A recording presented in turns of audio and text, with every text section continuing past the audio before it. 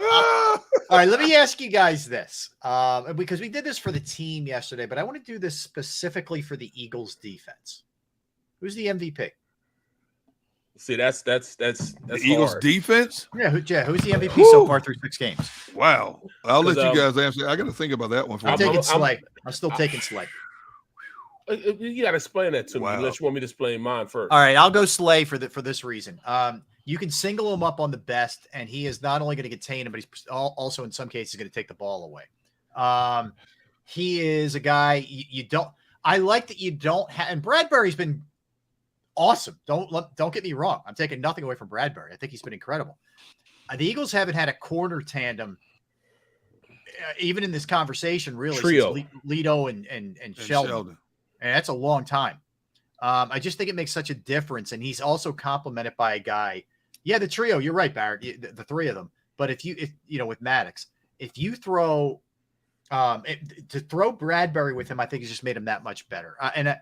If there was more consistency from the offensive line, I might go with somebody there. But tell me where you're at on this. I'm going with TJ Edwards.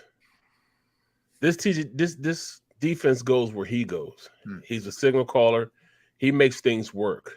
A lot of the times we don't see and hear the things that he does, but you see him starting to show up in the win column as far as he's averaging like 9-10 tackles a game. Right. He stops the run. He's out. He plays coverage. He's done everything that you want from a starting good middle linebacker. He's no longer somebody that I think about as being somebody undrafted that had to work their way on the squad. He's a bona fide star to me in this league right now, and he's not getting the accolades because we have so many good players on the defensive side of the ball. Everybody wants to talk about the Slays, the Bradburys, guys like that, but he's like the unsung hero nobody's talking about, yet he leads this team in tackles. Mm-hmm. He leads this team on the defense on the field. He's a quarterback of the defense. So he is major. He's the major cog to make that whole machine run, man. You know what I'm saying? Where he twirls and gets things going, everybody else plays at a higher level. We struggled for a short time against Arizona because he was having a bad game. Right. And then he turned it around and then started, then it started going in the right direction. But I think this defense goes where he goes. And listen, hard to argue TJ Edwards. I think he's unsung, but certainly as impactful as anybody. How about you, Derek? I agree with both of you, but because you chose the players that you chose, and both of them were on my list, I'm going to go with Bradbury. And here's the reason why. I think his presence alleviates a lot of the burden on Slay on the other side. I think it allows Gannon to do more things, which I think he needs to do. I'm well documented on record saying I think Gannon needs to do even more games in his front 7 than he does. But Bradbury has been tested time again. He has answered every challenge. He has given the Eagles this ability to play more man coverage than they've ever played before since the likes of Lito and Sheldon, I think. And everything that he was billed to be, he has been that. The Giants admitted they didn't want to let him go. They just couldn't keep him, at that time. I think we're looking at the James Bradbury that was played at a Pro Bowl level in Carolina right now. And he's playing on a mission. He's getting a decent buck here. And when I looked at the numbers, I thought he was underpaid. But his contract is $7.5 million base, and with incentives going to escalate to beyond $10 million. Who's to say he won't earn that $10 million this year? If you can keep him healthy. I think he's physical. He's aggressive. He can run with most receivers. I don't like a lot of how Gannon utilizes both him and Slay, playing them off the receiver 7, 8, 10 yards. It drives me nuts when you have 2 corners of that caliber. When you look at the other better defenses in the league, what do? You see them lining up in the faces. We saw it the other night with both the Chargers and Denver. They put their corners right in the face of which makes that quarterback pat that ball. Why were the numbers so inconsistent, so bad? Well, Russell Wilson's off, but even with Justin Herbert, he had to throw 57 passes. And what was that record I gave you? 57 passes is the most passes in the history of the game without a touchdown. Yes. Okay. There's a reason for that. It's because of the way the corners played them guys.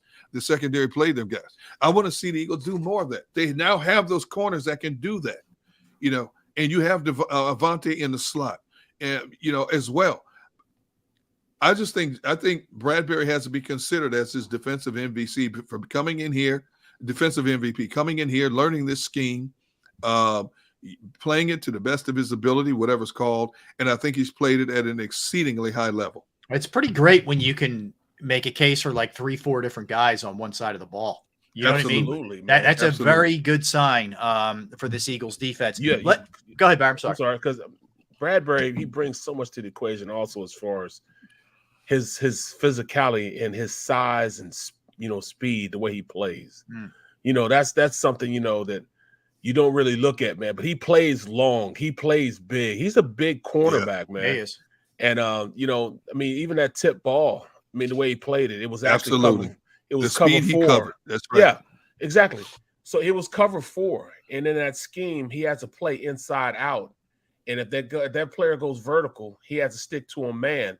But what he did was he understood that he had help over the top because it's cover 4. He had a too high safety out there. So he could be more aggressive and sitting down and playing the pass and playing the throw from the quarterback. And he was able to tip it, which led to the turnover. Right. Those are all things, you know, as far as him just understanding. Then with Slay on his interception, same thing. They were running cover 4. He knew he had help over the top. He played the receiver inside out, but he could play underneath and play more aggressive and play the throw as opposed to playing the player because he had help over the top. And, you know, he trusted his safety. Both guys trusted their safeties, and they were able to make big plays because of it. So, yeah, man, those cornerbacks, man, it's hard, especially we've been starved with wanting cornerbacks, you know, 2 good cornerbacks for so long. You know what I'm saying? Yeah, it's amazing. Yeah, you guys are right, man. Well, props to, and Mr. Taz points this out, but and a couple different people have mentioned him, but I'll give CJ Gardner-Johnson big time props for acclimating that quickly. You know, he's done a nice job kind of getting used to some things, and he's a playmaker. You know, you see that. But all right, so let's go through, and we just hit on a couple, Bradbury and maybe CJ Gardner-Johnson, but the new faces and what the returns are. Hassan Reddick. I think he's just getting, it feels like better and better. I know maybe it's pass rush isn't quite as consistent generally for this team every game, but I think he's had a really, really good start to his Eagles career.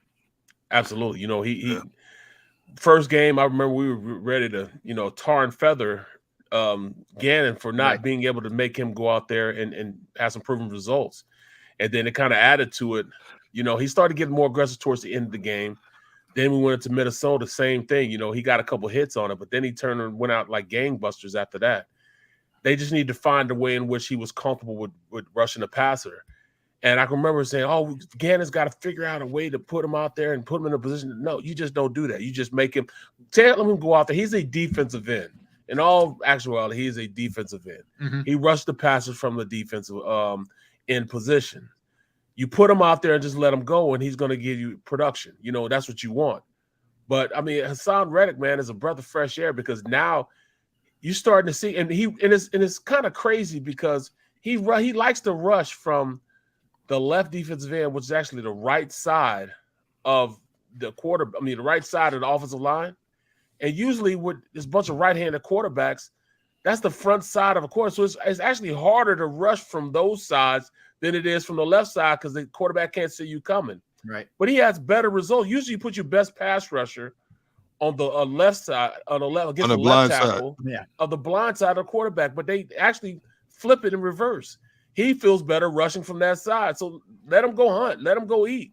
And he's shown some production with that. And with him being out there, you got to allocate resources to it. When your resources are going towards trying to block an outside linebacker / defensive end, that means your running back's not getting out because he has to stay there to chip or he's getting out there late. A tight end has to stay over there. They might not want the tight end to be there in protection. They're trying to get him out also. So, you know, he's shown now that, you know, just let him go, and he's becoming a factor on how offensive coordinators are blocking these plays. Yeah, look, great point there, Barrett, on just the way he's being deployed, utilized. How about Kaiser White? He's done a really good job. You know where he stands out to me, too? Pass coverage. You know, I see him breaking up a lot of passes, and there's a lot of versatility there with that guy, man. He's so fast, man. Yeah, not the biggest guy in the world, but he's lightning fast, and he can plug a gap in a hurry. in terms of the run. He can close. He's got great closing speed for a linebacker. Yes, he does. I think he's one of the unsung heroes. You know, we talk about him sporadically, but I think he's one of the unsung heroes on that defense. You know, even when that defense is starting to get gouged, I think he's one of the unsung guys in terms of dropping back in cover. You know, TJ and Hassan Reddick are not cover guys. I mean, they are what they are. But, you know, Kazir is that linebacker that can drop back and cover. He can come up and stuff the run. You know, he's exactly what you need. He's like a kamikaze on that defense. You know, you just, you know, you forget about him and all of a sudden he just comes from out of nowhere and makes a play. You're like, oh yeah, I forgot he's on the field also. You know, what a great acquisition at a decent price to get him in here. Now, can they keep him? That remains to be seen. Do they want to keep him? That remains to be seen. But he's a perfect addition, perfect complement to the second level of that defense. We're going to find out how confident they are in Kobe Dean, you know, with some of these decisions they have to make at linebacker. Whether you re-sign White, whether you give TJ an extension. Yes. We're going to find out. Right. You know, that's for sure. White has done a lot, man. Even in the run game, man, he's showing up in the run game. I mean, his speed is allowing him to close in on plays, you know, that wouldn't necessarily we would have had. You know, the cutback lane has always been there against this defense, and that's been killing us for years. Well, look who showed up in that cutback lane here recently. Kazir White. He's been there to stop that cutback, you know, and it's really an asset that we have somebody like that that's fast enough that, number one, he can also spy these fast quarterbacks, and he can also play well enough that he can play outside but still get in and stop the run on the backside cutoffs. All right, let's go with one more. I'm sorry. I'm sorry. When you were talking about Hassan Reddick, you know, he plays, to me, he plays well in spurts, and I'm not going to get what I want, you know. And Barrett said, you know, Barrett has said consistency, leave him where he is and let him do what he does there. And when you have a pass rusher of that caliber, I look at the better pass rushers in the league, and, you know, have for years. And the one thing I've always loved about him is when you're playing chess, you move the pieces around. You don't keep one of your key pieces in the same spot all the time. You look at the 4.5 sacks he's had. He's got them against Arizona, Jacksonville, Washington, against two of the better, not great, but two of the better offensive lines in the game. Minnesota, Dallas, he has nothing. Detroit, not a great offensive line, but he had nothing. Decent offensive line, but had nothing against those games. I want to see him more consistent against the better competition. See, we're going to talk about him and sing his praises because the next 3 games they have coming up, they have Houston, they have Washington, and who's the other one they have? Pittsburgh. So he may pad his stats again, and we're going to sing his praises. But I can't measure him by those games. You know, you only play who's on your schedule. I get that. And you want him to show up, because if he doesn't show up, we're going to be ripping him for not showing up against Houston, Pittsburgh, you know, teams like that, and Washington. Fair enough. But I need to see him a little bit more consistent against some better competition. Yeah. All of his sacks were compiled in 3 games. 3 games he had 0 goose eggs on the board. I don't like getting caught up too much in the sack total, because a lot of times the effectiveness is how much pressure are you putting on the quarterback. But in his case, because he is a premier pass rusher more than anything else, I want to see him earn his money a little bit more doing what he was brought here to do. Okay. I want to throw one more into the newcomers, and we'll dive into the guys who have been here. Jordan Davis. Barrett, I'll start with you on this. It's been, you know, a climb here, you know, snaps growing, but limited early. Where's he at for you progression-wise after 6 games? I just feel as though you just got to put him out there and just let him swim, man. He needs to be out there and get that production. I saw in Dallas, man, the first half, he played a lot in the first half. He balled, man. He stopped that run game. He clogged up the middle. I mean, I call him a bump on a log. You know, bump on a log doesn't go anywhere. It sits right there. Well, that's what he is, a bump on a log, which allows those linebackers to then go out there and play and run sideline to sideline, knowing that they're those offensive linemen can't get up on him because they're occupied and trying to move him out the way. When you double team him, that's taking another blocker off your linebackers that they don't have to deal with. And that's why you see some success from TJ Edwards. Yeah. You see some success from Kazir White. He's got to play more, and they only play him in that 50 front. And that's against guys that run the ball. That's why I thought he was going to have much more of a impact in the game against Dallas than he did in the second half, because they stopped running that. For some reason, they stopped putting him in. And I understand they went in with a little more 11 personnel, but then they turned around and put back in 12 personnel and you know 12 being 1 running back, 2 tight ends. You got to put him back in the game. You got to run more 50 front. You know, we call it a bear front or Navajo front, where you cover the center with the big fella, Davis, and then you have, you know, Fletcher Cox and those guys, you know, and Hargraves on the guards. That gives that basically just alleviates anybody getting up on the second level to block TJ Edwards. And he's good enough to make the play when you're not blocking him. So I just think, you know, when he's there, he's an impact player. We need more of him being out there. You know, I don't know whether it's, you know, it has anything to do with him being in shape or whatever. Forget that. You just got to go out there and make it happen. He can play his way into shape. As long as he's just sitting there in the middle of the defense, I don't care. He just needs to be more on the field, more time mixing it up in the middle of that defense. All right. Good breakdown there. Let's go with some of the vets and what we're getting back here through the early return, 6 games. Fletcher Cox, D-Gun. Hey, I knew you were going to ask me about Fletcher. My problem with Fletcher is, again, don't be too honest, Derek. There you go. You want me to be too honest? Do you want me to be more like you, Bear, in terms of being totally optimistic? I just tell the truth. I tell the truth the way I feel it should be told. And I don't tell the truth. What do I tell then? What do I tell? All right, Mr. Half Full. You know, for the money you're paying at Fletcher Cox, and especially we talked about him allegedly having that proverbial chip on his shoulder because it could be his last year in Philadelphia. I think he's been okay. I don't think he's been as consistent as I've wanted him to be. You know, $14 million. You've been a proven vet. You've been a Pro Bowler.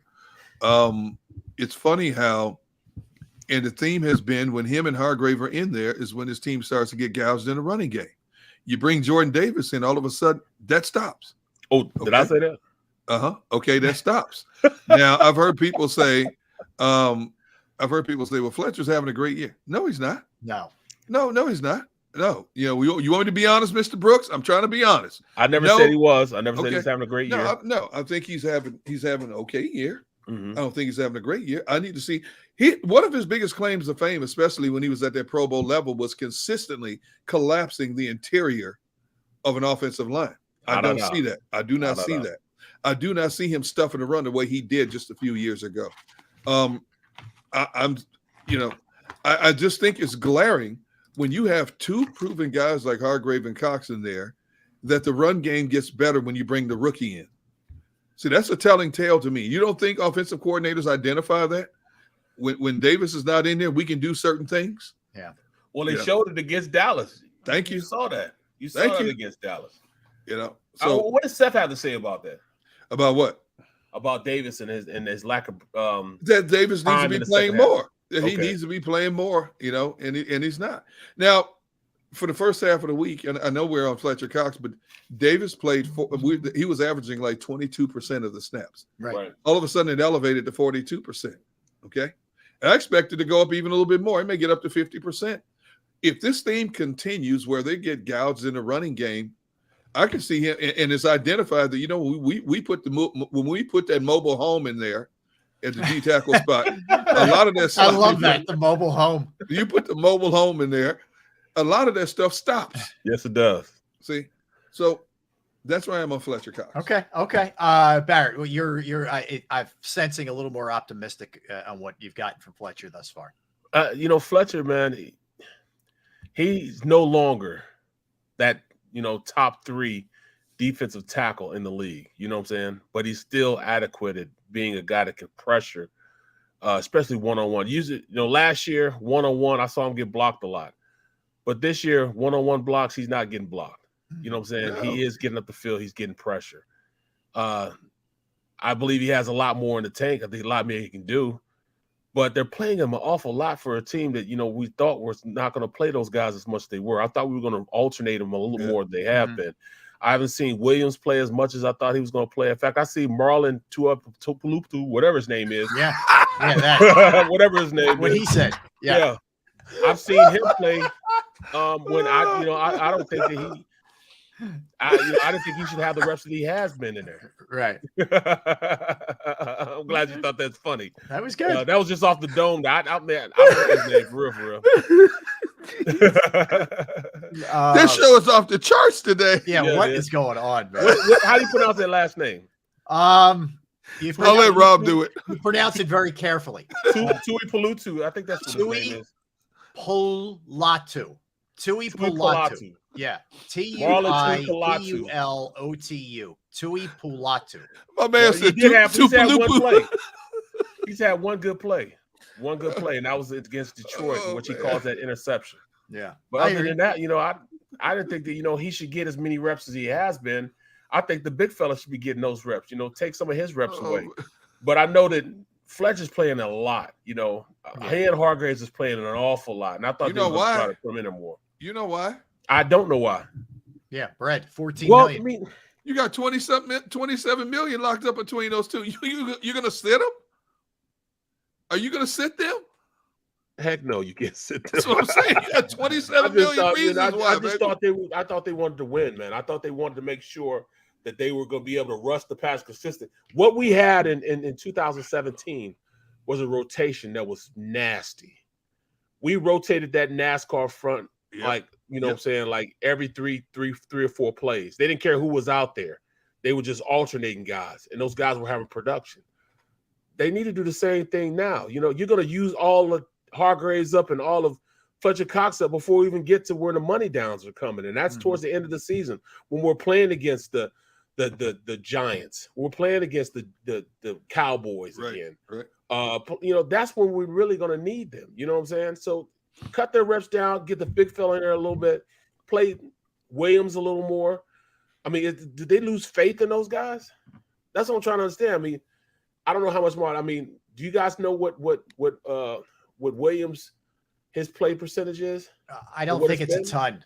Hold up. And I thought he was pretty good, man. Yeah, I like Milton Williams. Right. For sure. Yeah. But I'm just saying, I think he's playing a lot for a guy that. That's fair, and that's fair. And I think as the season goes on, and they feel like he's better conditioned, we're going to get more Jordan Davis, as we go. And that's that would certainly be my hope. That's for sure. Hey, Barrett, to answer your question, wow. Let me make sure I got the right year. Okay, 2022. You're gonna be shocked, Barrett, when I tell you this one. What's that? Milton Williams has played. Oh, that's special teams. 37.44% of the snaps. Wow. And how does that compare to, say, Jordan Davis and Fletcher? Jordan Davis has played 34.62% of the snaps. Okay. Fletcher has played 63.59%. Hargrave? Why am I not seeing his name here? Hargrave, where is he? Hargrave has played 62.56% of the snaps. So do you see the glaring? I mean, you could drop that down about 50% of the snaps and let those young guys get to about 50%. Yeah, and I bet you'll get more production out of those guys in the interior. Right, but like I said, what about Marlon? What about Marlon? Tuipulotu. You got to get a jersey. I think. Right. He has played. What?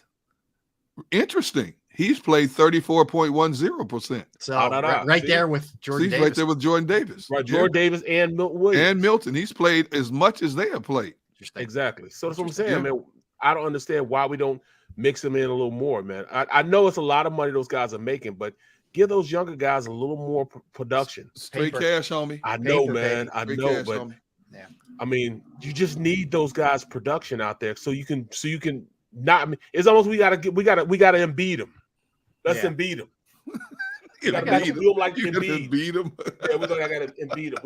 We gotta take them off the court. We can't have them playing. 30 minutes a game. We gotta Embiid them. Give them about 20 minutes a game.